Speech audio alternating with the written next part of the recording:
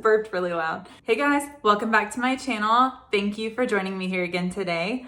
In today's video, we are going to talk about springtime fragrances. I am not ready for it to start warming up yet because it gets so hot here in Houston, but I'm thankful that we don't go straight into summer. I'm glad that we get a little bit of transition with spring. So I have 8 fragrances to share with you that I think would be perfect for the springtime transition. So if that sounds interesting to you, then please stay tuned. All right, the first fragrance that I want to share with you is my favorite Figue fragrance on the market, period. And every time I hear about a Figue fragrance, I jump on it, and nothing satisfies my love for Figue like this one does. And it is Figue from Molinard. It is hands down the best Figue fragrance I've ever tried. And I've tried dozens of them. Nothing compares to this one. I don't know what it is. They have this perfect balance of fruitiness and woodiness. To me, I always say that it smells like you plucked a ripe fig off of the tree. You have some leaves and some stems still on there, and you press the whole fig up to your nose and you can smell the fruitiness through the skin. There's like this gritty texture that smells like the skin of a fig. It's so realistic, but it's the whole experience all in a bottle. I don't know how they did it. That's a little verbose, but it's absolutely beautiful. It's completely unisex. I actually wear this more than my husband does, and it is my favorite springtime fragrance ever. So along with the fig, you get a little bit of blackcurrant and lemon in the top, and then in the base is this gorgeous cedar, which really helps you kind of get the full picture of the fruit plus the tree, right? The leaves and the stems. It is the whole fig plus leaves and stems, and it is so beautifully done, so well balanced. It's not too fruity, it's not too woody, it's not too green. They nailed it. So that is my top pick for springtime, is Figue from Molinard. The next fragrance that I want to share with you is one that I actually haven't talked about in probably a year, which is kind of crazy. The sample size that I got is gone now. We got like a travel size spray, it's gone. But it is from MySavoirFaire and it is called Ascension. This is another Figue dominant fragrance. Don't worry, they're not all gonna be Figue. This one is a Figue dominant fragrance, but there's also lotus and papyrus in here. So it's much more watery by comparison to Figue, which is much more of like a celebration of the fruit. This is more like a watery Figue. It's very refreshing, and I think it's a beautiful take on a fresh fragrance while still giving some character. This one dries down a lot more earthy and a little less woody. And it also has a very, very musky dry down. Like when it's in the deep dry down, it's a lot more musky. So if you like a good Figue fragrance, this is another one that I highly recommend. Like I said, my husband and I completely drained this one. This one, I would say, leans a little bit more classically masculine than Figue from Molinard, where I think the Molinard one is very, very unisex. The Ascension one is a little bit more masculine, but I still like to wear it. So that is Ascension from MySavoirFaire. Another fragrance that I actually prefer in the springtime over the summertime, although it's probably classically a summertime fragrance, is Sydney Rockpool from Arquiste. This is my personal favorite offering from the entire house, and that is saying something. And I think it's a little underrated. I think it goes a little under the radar here in the fragrance community. But if you like a good sea salt note, this is a fragrance for you to try. It's not overly oceanic, so it's not gross salty. It's not like Marine Life. It is super clean. Think of more taking a dip in a lake rather than the ocean. So that sea salt is there, but it's not so oceanic. It's like lake water crusting over wet rocks. There is a little bit of a mineral tone to it, and there is coconut listed, but it's the cleanest, most mild, unsweet coconut that you've ever smelled in your life. They have a beautiful illustration on the Arquiste website when they describe Sydney Rockpool. But if you like a clean mineralic scent, which is one of my favorite categories of fragrance ever, this is one that I highly recommend. So that is Sydney Rockpool from Arquiste. The next one that I want to share with you is a beautiful, refreshing take on a fresh fragrance that's not typical and it's not blue. And this is Diesel Fuel for Life pour Homme.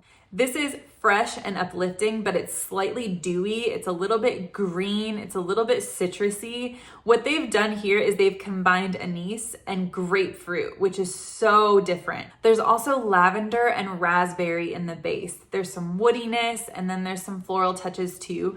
But really what you get the most of, sorry, there's a window next to me and there's activity in my neighbor's yard. That combination of anise and grapefruit and lavender is something that I have not smelled in any fresh fragrances lately. If you're someone who really wants a fresh fragrance, but you're not really looking to smell like Sauvage or Bleu de Chanel or anything that's like overly blue and shower jelly, this is a really, really good option for you to try. It's really inexpensive. It's really accessible. And I think it flies under the radar as well. It's fresh and interesting, and you're gonna smell really unique. So I highly recommend Diesel Fuel for Life Pour Homme. My next pick for you for the springtime, this is completely unisex, Morning Chess by Vilhelm Parfumerie. I never hear anyone talk about this one either. I don't know what it is. There's other fragrances that really get the limelight, but Morning Chess was one that I almost couldn't stop thinking about. It is definitely citrusy, but it's a citrusy leather. When I smelled it, I really did get that crisp, cool, dewy morning air feeling out of it. And maybe that's what I found so comforting about it.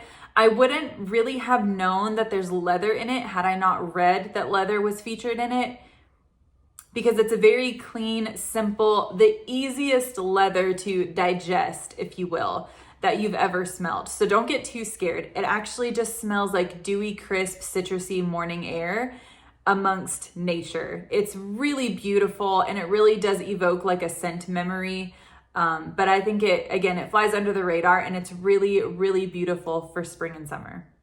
The next fragrance that I want to share with you is called A Mother's Love by Pink Mohoghany. If something like Love Don't Be Shy is something you really wanted to like, but it's just too much for you, granted, it's been reformulated and hacked to pieces and things have copied it and so on and so forth. But if you really want to try like a marshmallowy kind of fragrance, but that fragrance DNA is just way too intense for you, this is a great alternative because it is marshmallowy, it is pillowy soft, but it is so delicate. It is not in your face, it's not syrupy, it's not trying to do too much, but it is really comforting, and it is inspired by her mother. So, but I think even if it wasn't, there is something very comforting and soothing about this. So I think the name is very appropriate. It reminds me of like a delicate powdered sugar. It's a gentle, gentle sweetness. So you have a little bit of peach, there's some jasmine, and there's some mint, which I find to be really interesting.